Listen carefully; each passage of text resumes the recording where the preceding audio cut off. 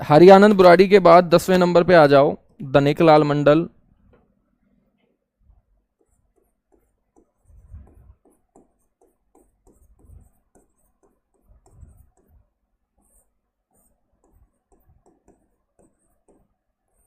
दनिकलाल मंडल का जो संबंध होगा वो मधुबनी से होगा, मधुबनी बिहार। तो एक तो याद रखेंगे ये हमारे 10वें गवर्नर हुए हैं, ठीक है।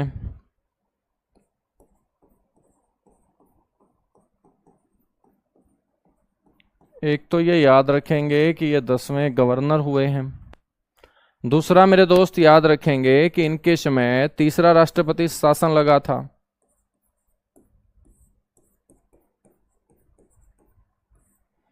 प्रदेश के अंदर 3 ही राष्ट्रपति शासन लगे हैं। पहला वीरेंद्र नारायण चक्रवर्ती के समय, दूसरा जय सुखलाल हाथी के समय, और तीसरा मेरे दोस्त दनिकलाल मंडल के समय। तो इनके समय तीसरा राष्ट्रपति शासन जो है ना वो हरियाणा के अंदर मेरे दोस्त लगा था, ठीक है। इसके बाद हम बात करते हैं महावीर प्रसाद की। 11वें नंबर पे महावीर प्रसाद।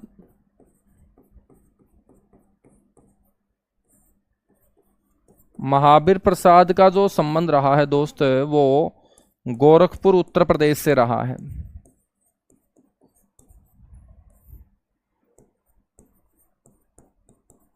तो आपको टाइम पीरियड एक तो पहले गवर्नर का याद रखना है, एक सबसे लंबे कार्यकाल जिनका रहा वीरेंद्र नारायण चक्रवर्ती का, उनका ध्यान रखना है, ठीक है। बाकियों का ध्यान रखने की जरूरत मेरे दोस्त है नहीं, ठीक है। महावीर प्रसाद के बारे में हम जिक्र करें तो मेरे दोस्त एक तो ये गांव के सरपंच से इन्होंने राज्यपाल तक का सफर तय किया था। तो सबसे पहले ये गांव के सरपंच बने थे दोस्त राजनीति में।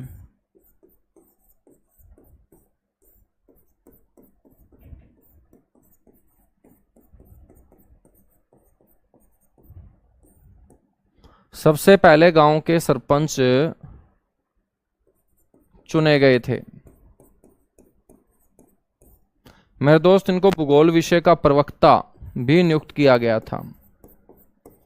ज्योग्राफी में इनको महारत हासिल थी। भूगोल विषय के प्रवक्ता के रूप में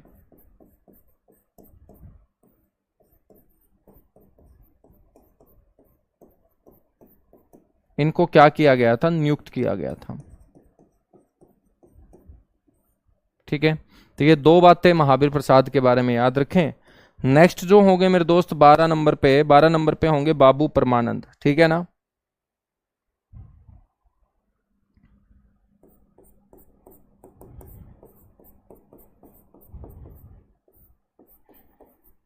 बाबू परमानंद। आपसे कोई पूछ ले कि बाबू परमानंद कहां से थे, तो बाबू परमानंद थे J&K से, जम्मू एंड कश्मीर से। बच्चों इनकी एक प्रसिद्ध पुस्तक थी, वो आपको याद रखनी है।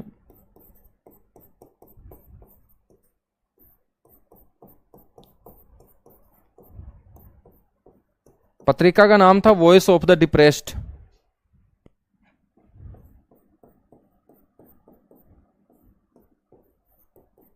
Voice of the depressed,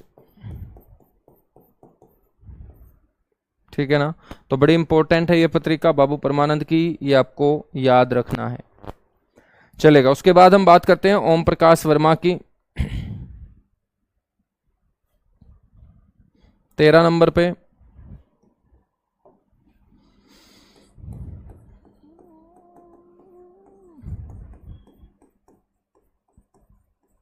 Om Prakash Verma. मेरे दोस्त इनका जन्म हुआ था गढ़मुक्तेश्वर के अंदर, और गढ़मुक्तेश्वर पड़ता है यूपी में। यहीं पर गंगा को हम गढ़गंगा भी बोलते हैं। तो गढ़मुक्तेश्वर कहाँ है, यूपी के अंदर। ओम प्रकाश वर्मा जो है ना, इनका कार्यकाल हरियाणा में बतौर राज्यपाल सबसे छोटा रहा है। इसलिए बच्चों इनका कार्यकाल जरूर आप लोगों को याद रखना पड़ेगा। इनका कार्यकाल 2 जुलाई 2004 से शुरू होकर, ओम प्रकाश चौटाला उस समय हरियाणा के मुख्यमंत्री हुआ करते थे जब ओम प्रकाश वर्मा गवर्नर हुआ करते थे। 7 जुलाई 2004।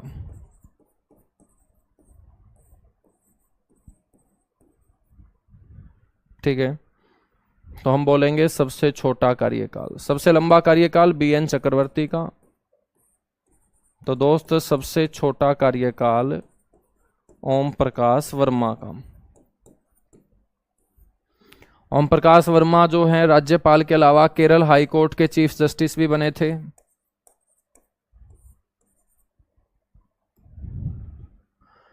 केरल हाई कोर्ट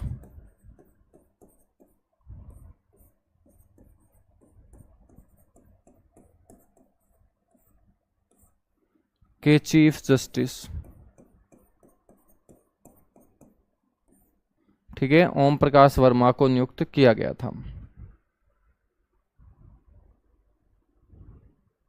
ठीक है भाई, चलेगा भाई परवीन, मान लेते हैं तेरी बात।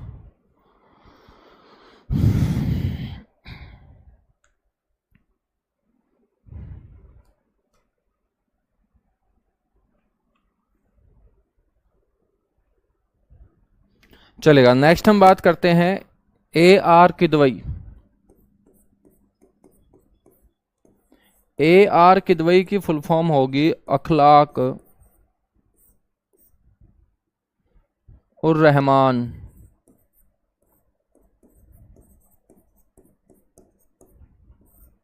किदवई। ठीक है ना, अखलाक उर रहमान किदवई, AR किदवई। मेरे दोस्त हम बात करें तो ये हमारे 14वें राज्यपाल हुए हैं, और 14वें राज्यपाल अखलाक उर रहमान किदवई इससे पहले भारतीय संघ लोक सेवा जो आयोग है ना,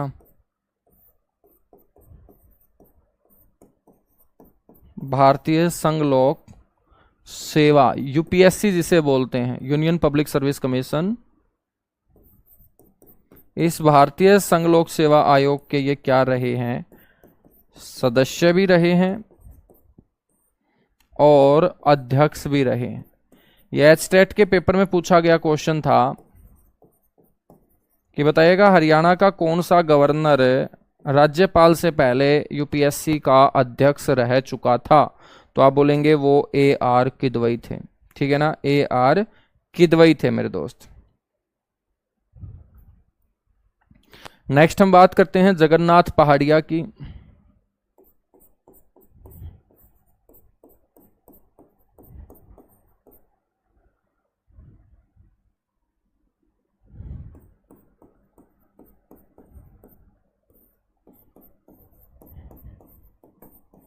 जगन्नाथ पहाड़िया, जगन्नाथ पहाड़िया मेरे दोस्त राजस्थान राज्य से बिलोंग करते थे। ये 15वें गवर्नर थे। 16वें जो गवर्नर थे वो थे कप्तान सिंह सोलंकी।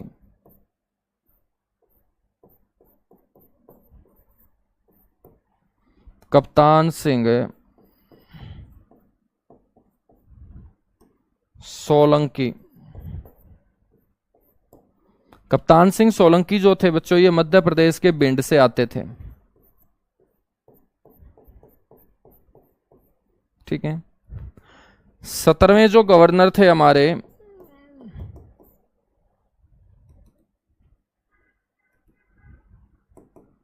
वो थे सत्यदेव नारायण आर्य। सत्यदेव नारायण आर्य। तो मेरे भाई सत्यदेव नारायण आर्य कहां से आते थे? राजगीर से। और राजगीर कहां पड़ता है? बिहार के अंदर। ठीक है। नेक्स्ट हम बात करें 18वें जो गवर्नर हैं वो नियुक्त हुए थे बंडारू दत्तात्रेय।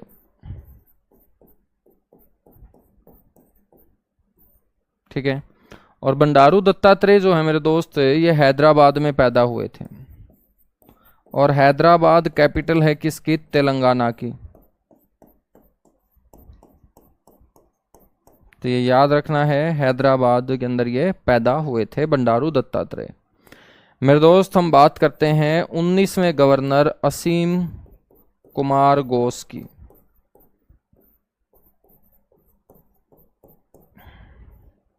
असीम कुमार जो घोष हैं बच्चों, ये वर्तमान में गवर्नर हैं।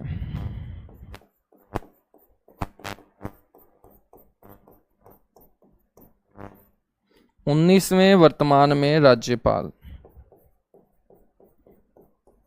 अब नियुक्त इनको किसने किया है? राष्ट्रपति ने, द्रौपदी मुर्मू ने।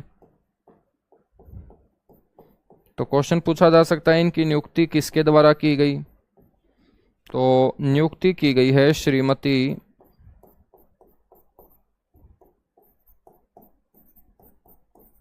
द्रौपदी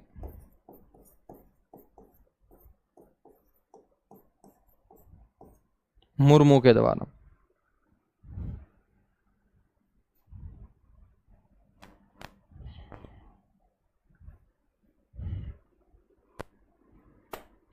ठीक है भाई।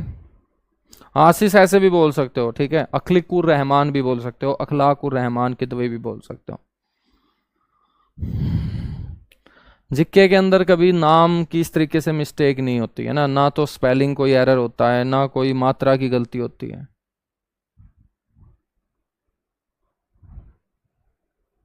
हाँ भाई हो जाएगा, ना टेंशन ले अंशुल भाई, हो जाएगा।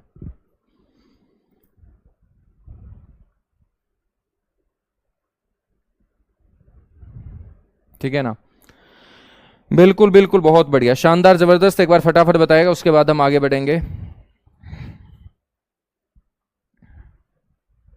बिल्कुल, ये भी पश्चिम बंगाल से है।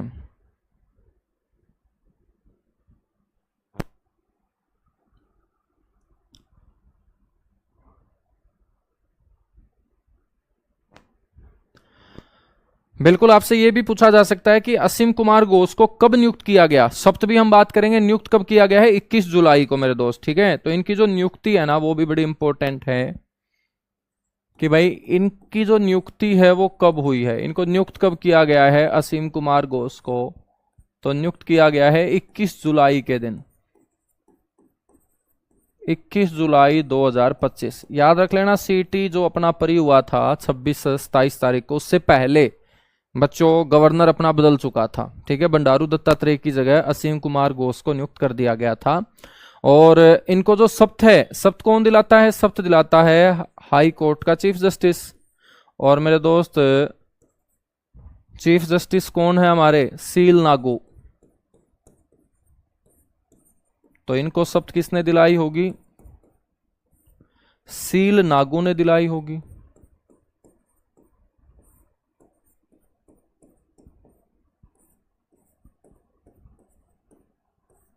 ठीक है ना। तो सील नागू के द्वारा मेरे भाई इनको सप्त दिलाई गई। हम बात करते हैं कि पश्चिम बंगाल से ये आए हैं, तो पश्चिम बंगाल से आने वाले ये हरियाणा के तीसरे गवर्नर हैं दोस्त। पश्चिम बंगाल राज्य से आने वाले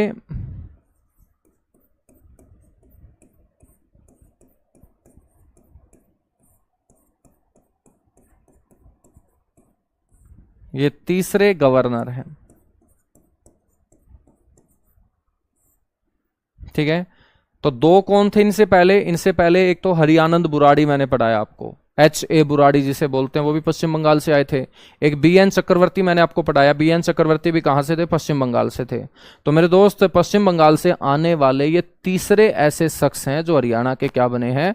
गवर्नर बने हैं, राज्यपाल बने हैं, ठीक है। देखिएगा, ट्रिक बताइएगा सर। मेरे दोस्त ट्रिक क्या है कि इनकी कोई ट्रिक तुम ही बनाओ, वरना तो ये देख लीजिएगा, ठीक है। जैसे आपने BN चक्रवर्ती को गूगल के ऊपर टाइप करके उनका फोटो देखना है। जब भी किसी का फोटो देख लेते हो ना, वो कभी भूला नहीं जाता, अपने आप याद आ जाता है कि यार ये BN चक्रवर्ती है। जैसे तुम्हारी क्लास के अंदर कोई भी तुम्हारी दोस्त रही हो, दोस्तों कहाँ रही होगी तुम्हारी जिस तरीके के लक्षण है तारे, लेकिन फिर भी हम मान लेते हैं। तो मेरे दोस्त वो यदि 20 साल के बाद भी कहीं मेले में घूमती हुई, हमें थोड़ा सा भी उसका बच्चों यदि दुपट्टा भी दिखा ना, तब भी हम पहचान जाएंगे, क्योंकि आंखों के अंदर हमने इस कदर उसको बसा रखा है कि एक एक उसके लम्हे को बसा रखा है। तो अपने आप आंखें जो है ना वो सारा का सारा खोल के आगे रख देती है। तो आप इनको आंखों में बसाओ, ठीक है। जब तक तुम इनको आंखों में नहीं बसाओगे, सिर्फ पढ़ते रहोगे, तब तक काम नहीं चलेगा।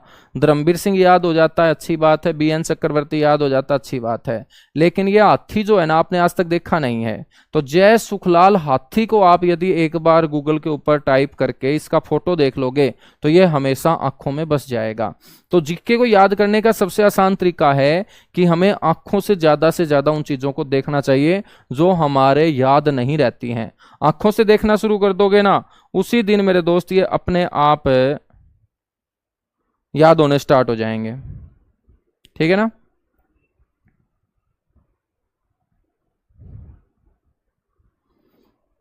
तो हमने 19 के 19 गवर्नर को बच्चों पढ़ लिया है। अब हम बात करते हैं अपने हरियाणा के अंदर राष्ट्रपति शासन की।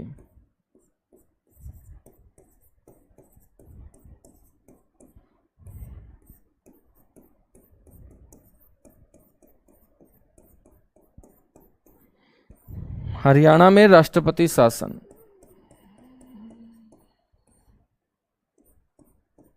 बच्चों आपको ये पता होगा ना कि राष्ट्रपति शासन कब लगता है, जब सरकार या तो विश्वास खो दे जनता का, या मेरे दोस्त सरकार अच्छे तरीके से उस प्रदेश को चलाने में क्या हो जाए,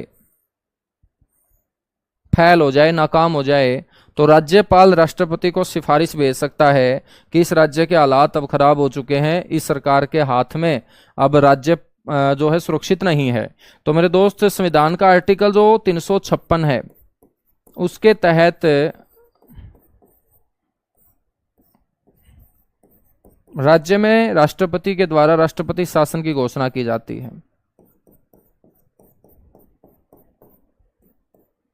राष्ट्रपति के द्वारा राज्य में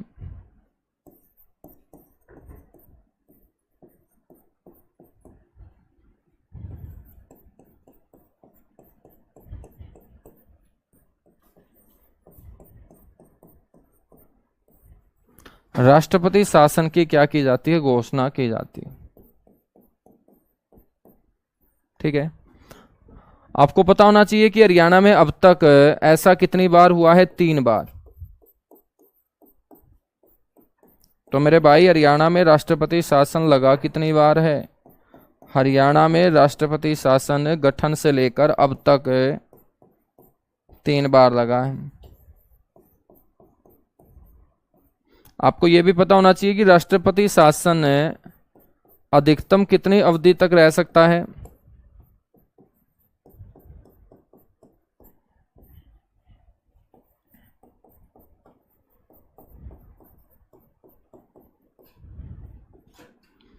तो ज्यादा से ज्यादा मेरे दोस्त किसी राज्य के अंदर 6 महीने तक राष्ट्रपति शासन लागू रह सकता है।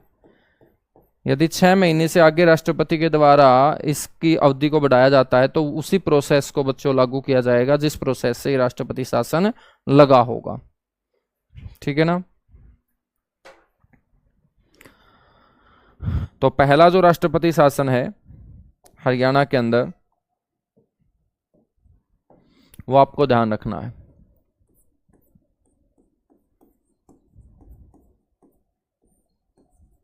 प्रथम प्रेसिडेंट रूल कब तक लगा, तो मेरे दोस्त 21 नवंबर 1967 से लेके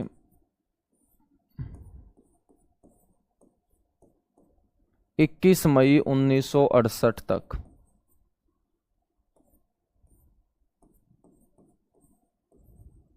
ठीक है बच्चों, ये जो लगा रहा था राष्ट्रपति शासन, ये पूरे 6 महीने लगा रहा था, ठीक है। और 6 महीने ही क्या होती है, अवधि होती है एक बार में राष्ट्रपति शासन के लगे होने की। तो तीनों बार जो राष्ट्रपति शासन लगा है उसमें सबसे लंबी अवधि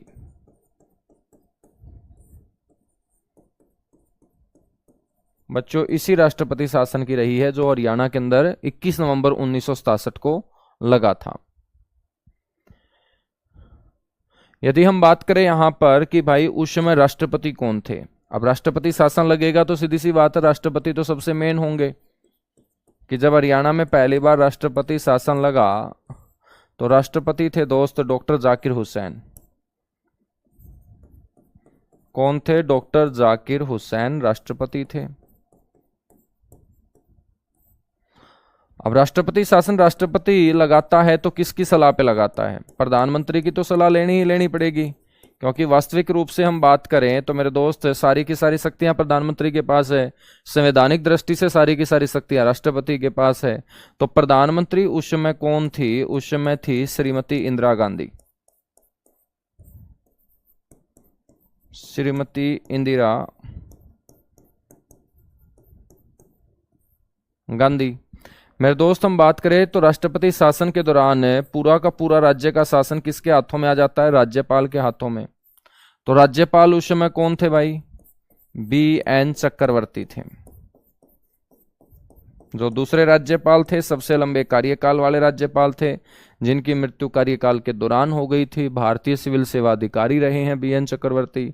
पश्चिम बंगाल में पैदा हुए हैं, इन्हीं के नाम पर भिवानी नहर है, इन्हीं के नाम पर चक्रवर्ती झील है। इनका अंतिम संस्कार बच्चों कुरुक्षेत्र यूनिवर्सिटी के कैंपस में किया गया था। हम बात करें कि मुख्यमंत्री कौन थे उस समय, कौन से मुख्यमंत्री की सरकार गिरी थी जिसके चलते ये राष्ट्रपति शासन लागू करना पड़ा था? तो मेरे दोस्त ये राव बीरेंद्र सिंह की सरकार गिरी थी। राव बीरेंद्र सिंह ने 2 नवंबर 1967 को इस्तीफा दे दिया था, जिसके चलते 21 नवंबर को प्रदेश में राष्ट्रपति शासन लागू करना पड़ा था। तो राव बीरेंद्र सिंह बच्चों जो हरियाणा के दूसरे मुख्यमंत्री थे, उनकी सरकार यहां पर पड़ी थी। अब आपको पता होगा कि राष्ट्रपति शासन जब भी हटता है तो हटेगा कैसे? चुनाव होगा प्रदेश के अंदर, ठीक है।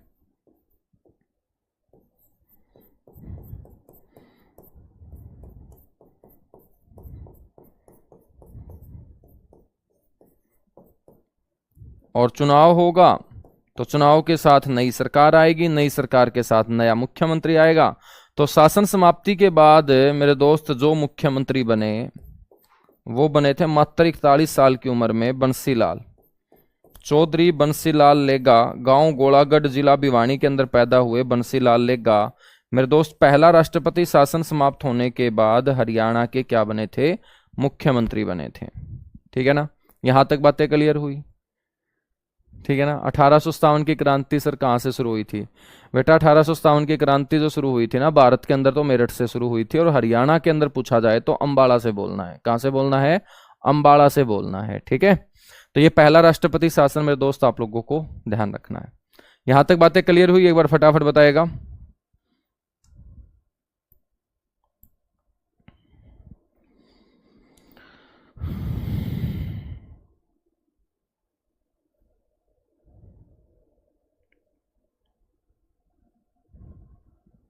चलेगा भाई, दूसरा राष्ट्रपति शासन पढ़ लेते हैं फिर। ठीक है, प्रदेश के अंदर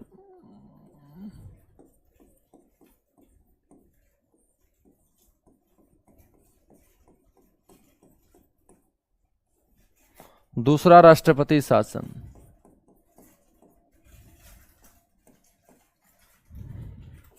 बच्चों प्रदेश के अंदर दूसरा राष्ट्रपति शासन लगा था कब? 30 अप्रैल 1977 से 20 जून 1977। ठीक है, वाला होगा, ये सबसे कम अवधि वाला राष्ट्रपति शासन होगा। मेरे दोस्त हम बात करें कि राष्ट्रपति उस समय कौन थे, तो उस समय देश के अंदर कार्यवाहक राष्ट्रपति बच्चों काम कर रहे थे। कार्यवाहक राष्ट्रपति जो है ना वो काम कर रहे थे और उनका नाम था BD जत्ती।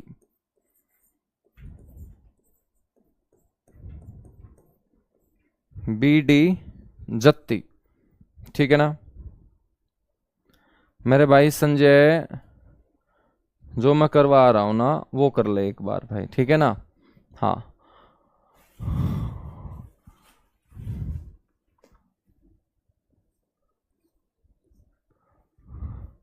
उसके बाद हम बात करें प्रधानमंत्री,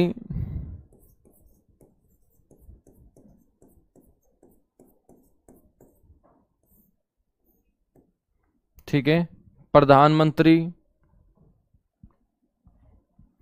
प्रधानमंत्री थे मेरे दोस्त मोरारजी देसाई।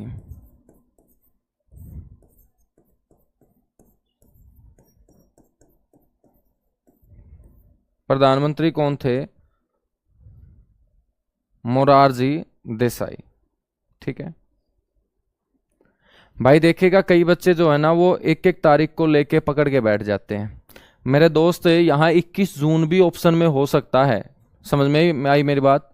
ऐसा नहीं है, ये अलग अलग डेटा अलग अलग जगह दे रखा है, कहीं 20 दे रखा है, कहीं 21 दे रखा है। तो आपका जो ऑप्शन है ना इस तरीके से नहीं आएगा 30 अप्रैल 1977 से 21 जून, 30 अप्रैल 1977 से 20 जून, 30 अप्रैल 1977 से 19 जून। समझ में आई मेरी बात? आप जिक्के पढ़ रहे हैं और यहां पर मेरे दोस्त कई जगह जो है ना सरकार का ही डेटा मैं बता रहा हूं, ठीक है। कहीं सोचो किताब का बता रहा हूं, किताब का नहीं बता रहा। जहां सरकार ने लिख रखा है, एक जगह 21 जून मेंशन कर रखा है, एक जगह 20 जून मेंशन कर रखा है।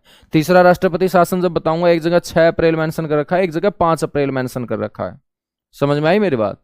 तो यहां पर इन चीजों से कभी आपका क्वेश्चन गलत नहीं होने वाला। एक एक तारीख पकड़ के मत बैठा करो, है ना। तो जैसा पढ़ा रहा हूं एक बार उसी तरीके से पढ़ते रहो, आपका क्वेश्चन गलत नहीं होगा किसी भी सूरत में। हाँ तो मैं यही बता रहा हूं, मैंने ही तो लिखवाया है, मैं ही तो बता रहा हूं तुम्हें।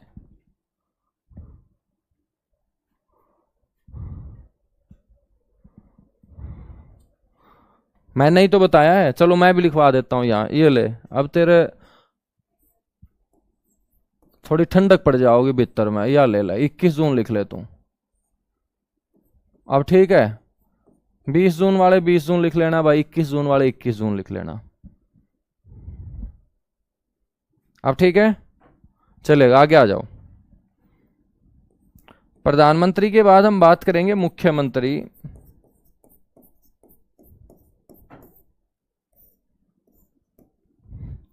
मेरे दोस्त मुख्यमंत्री उस समय कौन थे? बनारसी दास गुप्ता।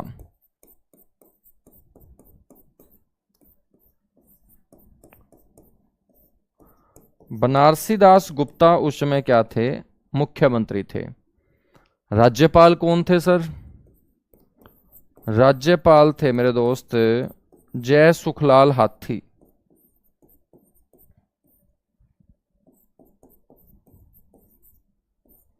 जय सुखलाल हाथी, ठीक है। तो याद रखेंगे जय सुखलाल हाथी। मेरे दोस्त हम बात करते हैं जब राष्ट्रपति शासन समाप्त हुआ, और जब राष्ट्रपति शासन समाप्त हुआ तो शासन समाप्ति के बाद जो सीएम बने, जब इलेक्शन हुआ, नई सरकार बनी तो नए मुख्यमंत्री बने, तो बच्चों 1977 में 5वीं विधानसभा का जब इलेक्शन होता है तो सीएम बनते हैं चौधरी देवीलाल सिहाग। कौन बनते हैं? चौधरी देवीलाल सिहाग बनते हैं बच्चों, ठीक है ना।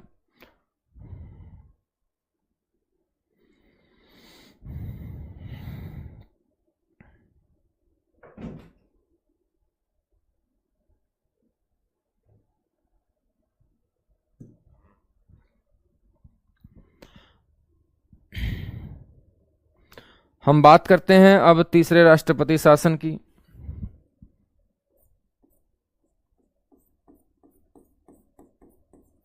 प्रदेश के अंदर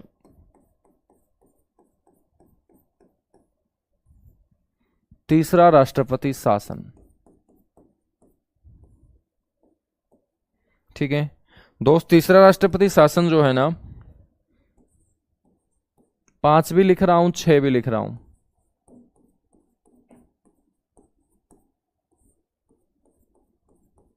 उन्नीस से 22 जून 1991, ठीक है। बात करें मेरे दोस्त कि इस समय राष्ट्रपति कौन थे? इस समय राष्ट्रपति थे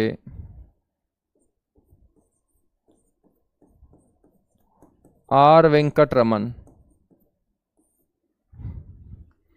बच्चों प्रधानमंत्री कौन थे? प्रधानमंत्री में आपको यहां दो बातें ध्यान रखनी पड़ेंगी कि जब ये राष्ट्रपति शासन लागू हुआ उस समय प्रधानमंत्री थे चंद्रशेखर।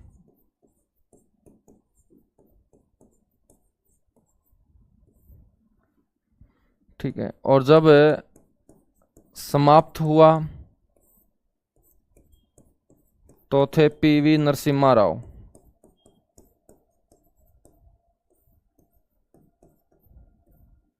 पीवी नरसिम्हा राव, ठीक है ना। प्रधानमंत्री के बाद हम बात करेंगे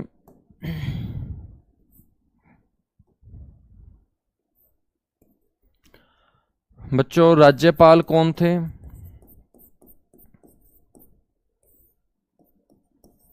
राज्यपाल थे धनिक लाल मंडल।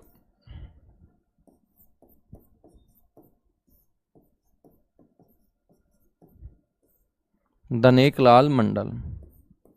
बात करें मेरे दोस्त मुख्यमंत्री की,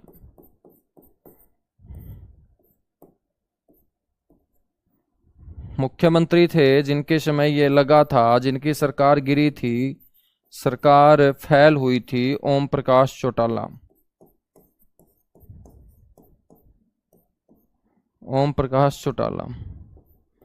और शासन समाप्ति के बाद मुख्यमंत्री कौन बने थे दोस्त?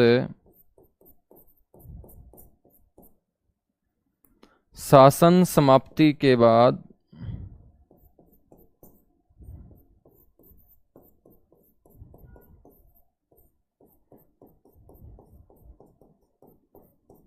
सीएम बने थे चौधरी भजन लाल। ठीक है ना। तो 3 बार राष्ट्रपति शासन लगा है और तीनों बार राष्ट्रपति शासन के समाप्त होने के बाद जो मुख्यमंत्री बना हरियाणा का, उनके नाम के पीछे लाल है। सबसे पहले बंसी लाल, फिर मेरे दोस्त देवी लाल, और फिर कौन, ये आपको ध्यान रखना है, भजन लाल। ठीक है ना।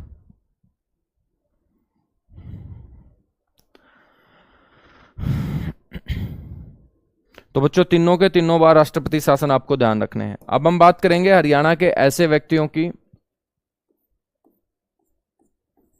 जो हरियाणा में पैदा होकर किसी दूसरे प्रदेश के क्या बने हैं, गवर्नर बने हैं। तो हरियाणा में जन्मे वो व्यक्ति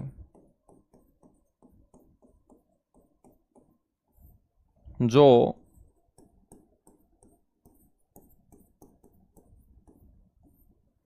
दूसरे प्रदेशों के गवर्नर बने।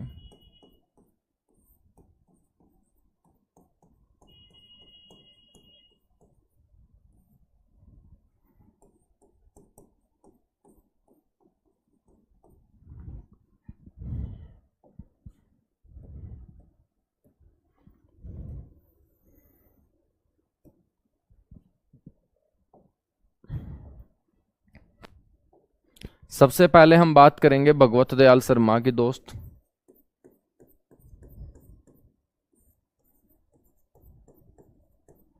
भगवत दयाल शर्मा। भगवत दयाल शर्मा का जो जन्म हुआ वो बेरी गांव में हुआ, और बेरी गांव पड़ता है झज्जर के अंदर।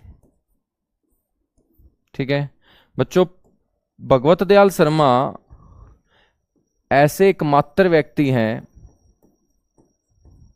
हरियाणा की राजनीति से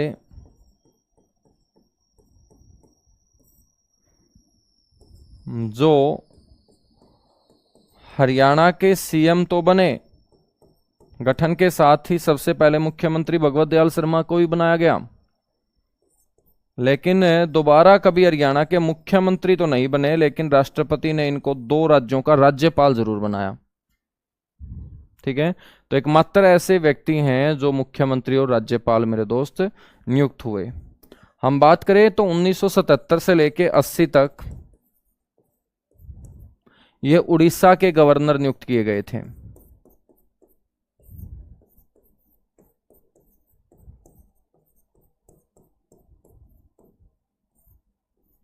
ठीक है। हम बात करें 80 से 84 तक,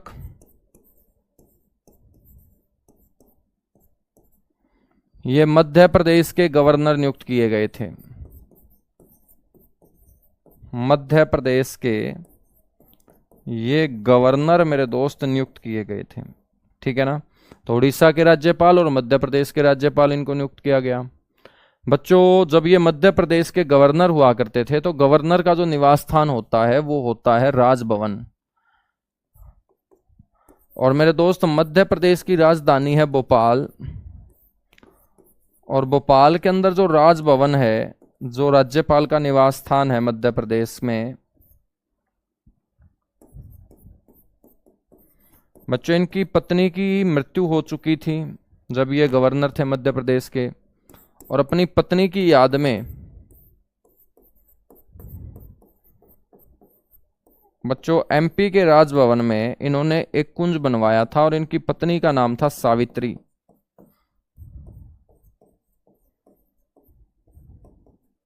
सावित्री कुंज का क्या करवाया था दोस्त? निर्माण करवाया था, ठीक है। तो आपको ये ध्यान रखना है कि भोपाल के राजभवन में इन्होंने अपनी पत्नी की याद में सावित्री कुंज का निर्माण करवाने का काम किया था, ठीक है ना। यहां तक बातें क्लियर हुई? एक बार फटाफट बताएगा, उसके बाद हम आगे बढ़ेंगे दोस्त। फटाफट बताएगा, उसके बाद हम आगे बढ़ेंगे।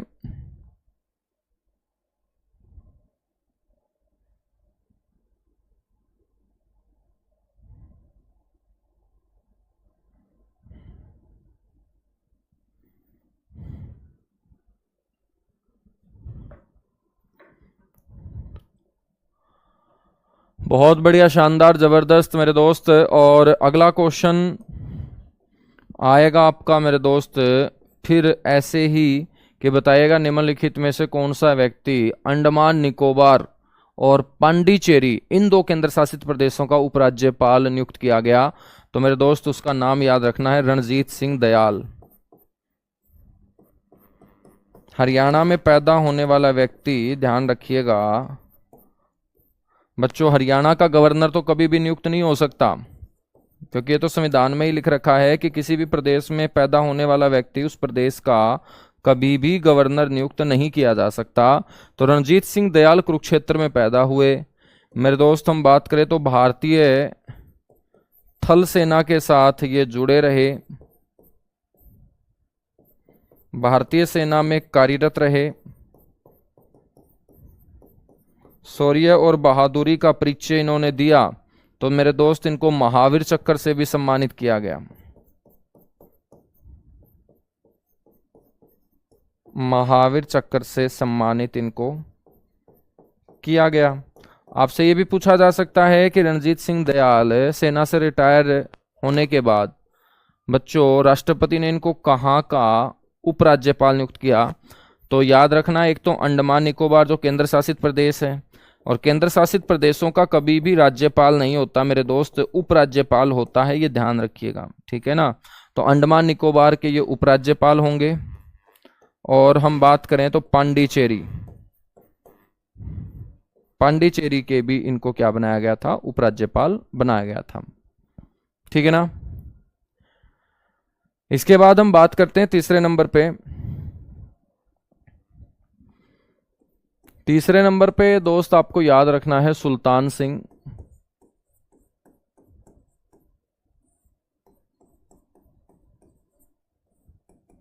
सुल्तान सिंह जो है ये सोनीपत जिले में पैदा हुए।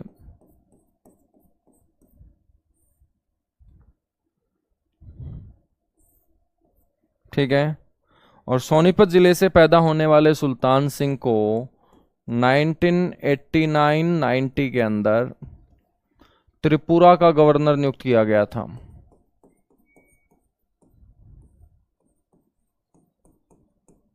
इनको कहाँ का गवर्नर बनाया गया दोस्त? त्रिपुरा का गवर्नर इनको बनाया गया था। सुल्तान सिंह के बाद आ जाते हैं बच्चों चौथे नंबर पे चंद्रावती। चंद्रावती जो है ये डालावास गांव में पैदा हुई।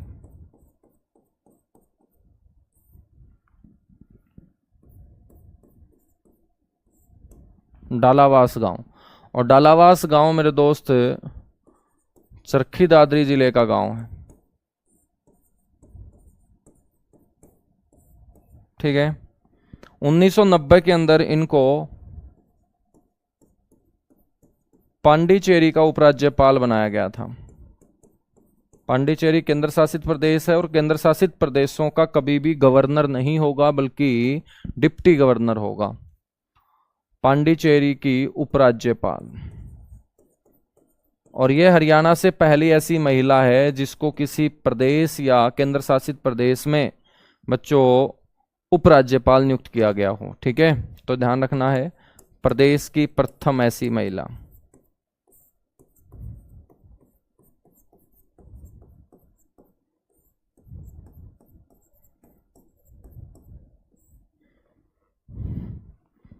जिन्हें उपराज्यपाल बनाया गया हो।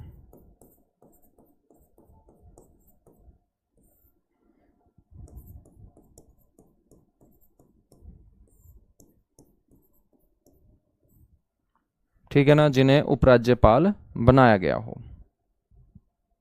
ठीक है, तो चंद्रावती के बारे में याद रखेंगे। चंद्रावती के बाद मेरे दोस्त आपको याद रखना है हंसराज भारद्वाज को।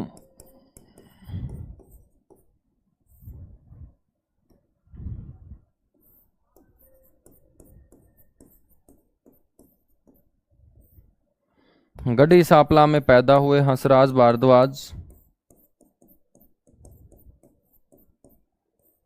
और गढ़ी सांपला पड़ता है मेरे भाई रोहतक में।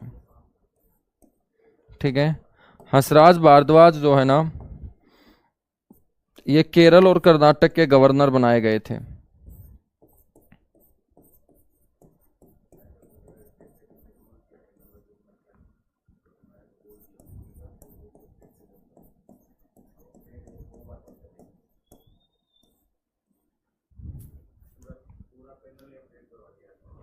केरल व कर्नाटक के क्या हैं, ये राज्यपाल हैं।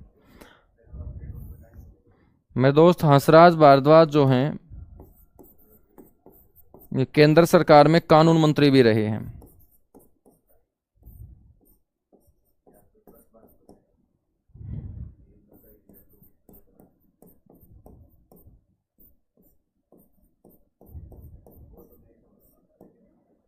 केंद्र सरकार में ये क्या बनाए गए, कानून मंत्री मेरे दोस्त बनाए गए। ठीक है ना। हाँ बिल्कुल, चंद्रावती को हरियाणा की राजनीति में बुआ जी के नाम से जानते हैं। चंद्रावती हरियाणा से पहली महिला एमएलए हैं। चंद्रावती हरियाणा से पहली महिला एमपी लोकसभा सांसद भिवानी से चुनी गई। बच्चों, चंद्रावती हरियाणा से पहली महिला एडवोकेट हैं। चंद्रावती हरियाणा की पहली महिला अपोजिशन लीडर, विपक्ष की नेता बनी मेरे दोस्त है। और चंद्रावती हरियाणा की राजनीति में महिलाओं के अंदर सबसे ऊपर जो स्थान है वो रखती है। हरियाणा की राजनीति में जिस महिला ने सबसे पहले कदम रखे अपने, वो चंद्रावती ही है। ठीक है ना। यहां तक चीजें क्लियर हुई, एक बार फटाफट बताएगा, उसके बाद हम आगे बढ़ेंगे दोस्त। साथ के साथ आप लोग थोड़ा थोड़ा बताते रहा करो कि हाँ सर सही चल रहा है सब कुछ, बताएगा एक बार फटाफट।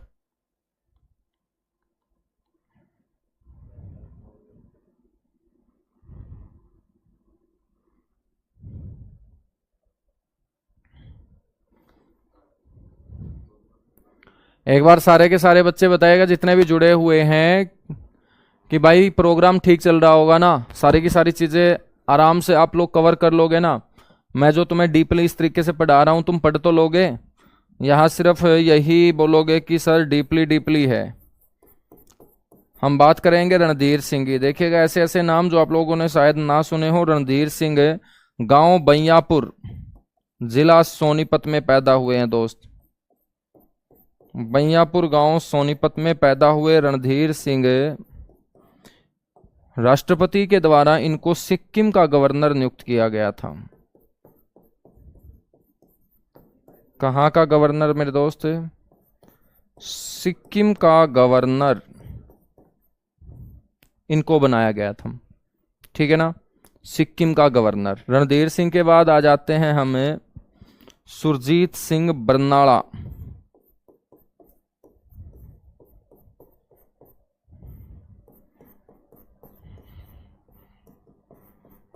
सुरजीत सिंह बरनाला।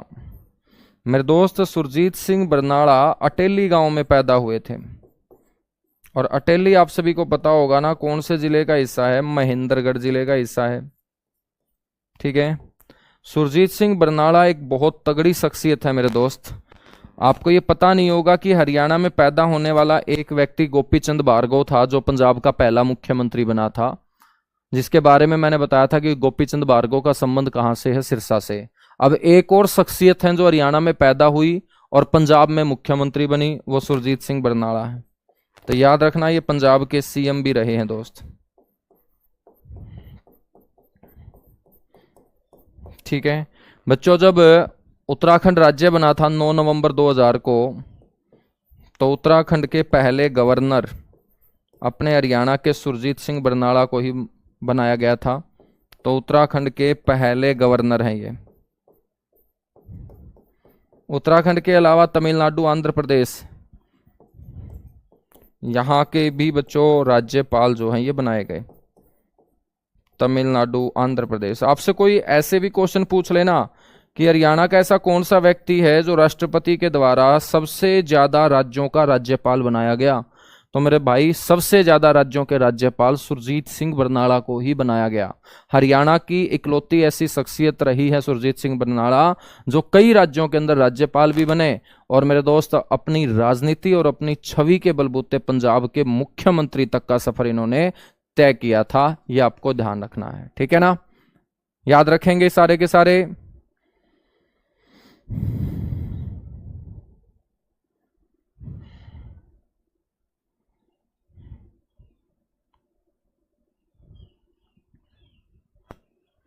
बहुत बढ़िया,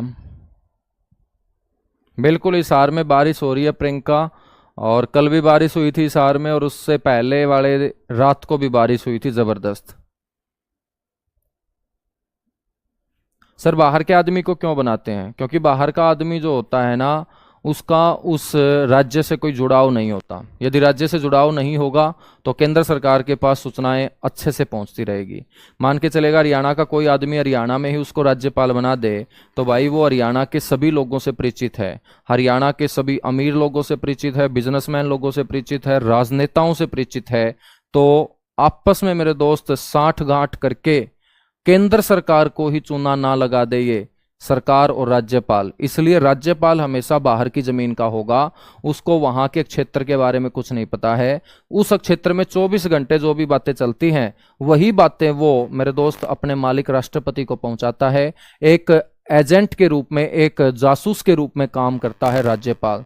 जिस तरीके से जासूस अपनी जमीन को कभी भी नहीं छोड़ता है बच्चों, ऐसे ही राज्यपाल का पद कभी भी खाली नहीं छोड़ा जा सकता। जैसे जासूस हमेशा बाहर की जमीन से आया हुआ, अब भारत का कोई आदमी पाकिस्तान में जाके जासूसी करेगा तो सीधी सी बात है पाकिस्तान की सारी बातें बच्चों अच्छे तरीके से वो अपने भारत सरकार के पास पहुंचाएगा, ठीक है। लेकिन पाकिस्तान का कोई आदमी हम पाकिस्तान की जासूसी कराना उससे शुरू कर दें तो हम कभी विश्वास नहीं कर पाएंगे। हो सकता है वो हमसे पैसे भी लेता रहे और पाकिस्तान के बारे में हमारे को सूचनाएं भी गलत भेजता रहे। तो इसलिए जासूस हमेशा हमारी जमीन का होगा जब हमें उसको बाहर छोड़ के वहां की बच्चों सारी की सारी बातें सूचनाएं इकट्ठी करनी पड़ती है। ऐसे ही बच्चों राज्यपाल का पद होता है। तो केंद्र सरकार जो है ना, वो चाहती है कि कोई भी राज्य जो है वो देश की अखंडता के ऊपर थोड़ा सा भी क्वेश्चन मार्क ना लगाए। और ये जो अलग अलग संस्कृति का देश है, अलग अलग खान पान है, अलग अलग वेशभूषा है, अलग अलग शकल सूरत के लोग हैं, कदम कदम पर विविधताओं वाला देश है। और कदम कदम पर विविधताएं जब इस देश के अंदर देखने को मिलती है तो भविष्य में किसी भी ताकत के साथ बच्चों इसके टुकड़े नहीं हो सकते। क्यों नहीं हो सकते? वो टुकड़े इसलिए नहीं हो सकते क्योंकि संविधान बनाने वाले लोग जो थे ना वो बड़े तेज तर्रार दिमाग के थे, ठीक है। उन्होंने एक ऐसा पद मेरे दोस्त घुसा दिया संविधान के अंदर जिसके चलते इस देश के कभी टुकड़े हो ही नहीं सकते, चाहे कितनी भी बड़ी ताकत इस देश के अंदर पैदा हो जाए, ठीक है मेरे दोस्त। तो उस पद को ही हम गवर्नर बोलते हैं, राज्यपाल हम बोलते हैं। महेंद्रगढ़ में भी 5-6 दिन बारिश हो रही है भाई, देख लो महेंद्रगढ़ घोर कलयुग आ गया यार। सिरसा महेंद्रगढ़ हम सबसे कम बारिश वाले जो है ना वो जिले पड़ते थे हरियाणा के अंदर, और अब मेरे दोस्त मेरे हिसाब से सबसे कम बारिश वाले जिलों में इनका नाम नहीं आएगा, क्योंकि यहाँ पर तो लगातार भयंकर तरीके से बारिश हो रही है ना। तो घोर कलयुग आ रखा है भाई कि सिरसा में सबसे कम बारिश पड़ते थे, और मेरे को सुनने को मिला है कि सिरसा में बहुत खतरनाक बारिश आ रही है।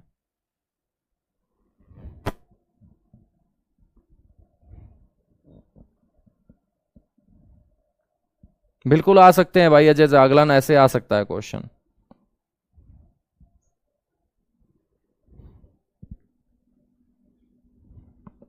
चलेगा, आगे बढ़े फिर। बहुत बढ़िया, शानदार मेरे दोस्त, बहुत बढ़िया। अब हम बात करेंगे ओम प्रकाश शर्मा की। कितने हो गए हैं ये आदमी? 7 हो गए हैं क्या? 8वें नंबर पे आ जाओ फिर तुम।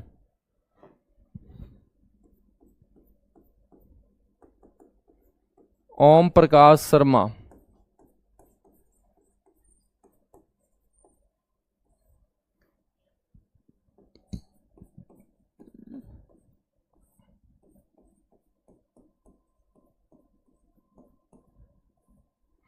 बंचारी गांव।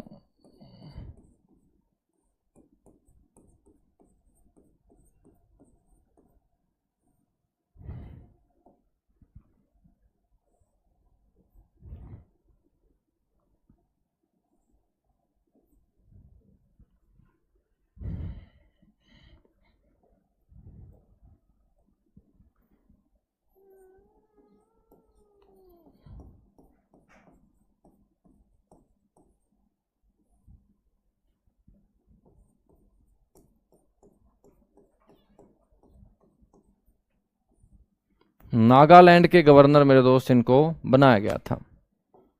9वें नंबर पे आ जाते हैं स्वरूप सिंह।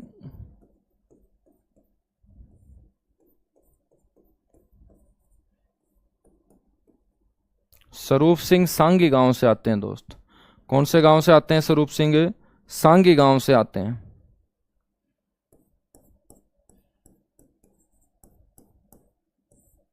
और सांगी गांव है रोहतक जिले का गांव। स्वरूप सिंह जो है ना ये केरल और गुजरात के गवर्नर बनाए गए थे।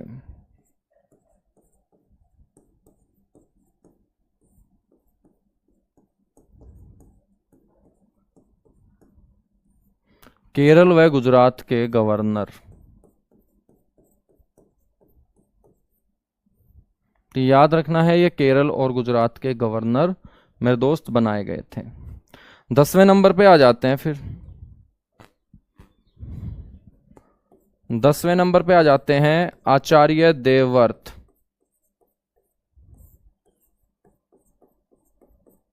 आचार्य देवव्रत जो है दोस्त ये समालखा कस्बे के अंदर पैदा हुए, और कस्बा जो समालखा है ना ये पानीपत डिस्ट्रिक्ट का कस्बा है। ठीक है, राष्ट्रपति ने पहले एक तो इनको हिमाचल प्रदेश का गवर्नर नियुक्त किया था, और हिमाचल प्रदेश के बाद इनको गुजरात भेजा गया दोस्त। तो वर्तमान में ये गुजरात के गवर्नर हैं।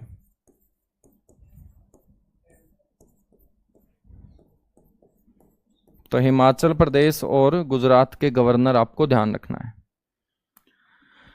11 नंबर पे हरियाणा की ऐसी शख्सियत है जो किसी दूसरे प्रदेश का गवर्नर बनी, वो है प्रोफेसर गणेशी लाल।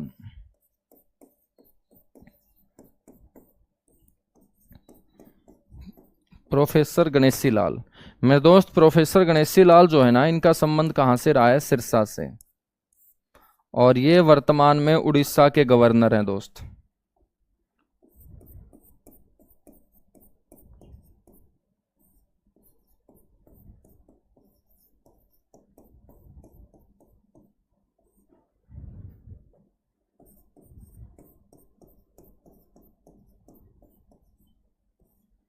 वर्तमान में उड़ीसा के गवर्नर हैं प्रोफेसर गणेशी लाल। ठीक है, समझ में आई बात? तो इन 11 व्यक्तियों के नाम आपको याद रखने हैं। 11 व्यक्तियों के नाम आपको इसलिए याद रखने हैं क्योंकि ये 11 के 11 हरियाणा में पैदा होकर किसी दूसरे प्रदेश के गवर्नर बने हैं, और केंद्र शासित प्रदेश है तो केंद्र शासित प्रदेशों के ये उपराज्यपाल मेरे दोस्त बनाए गए हैं। ठीक है, तो राज्यपाल का टॉपिक अपना होता है कंप्लीट। राज्यपाल के बाद दोस्त हम पढ़ना स्टार्ट करते हैं विधानसभा।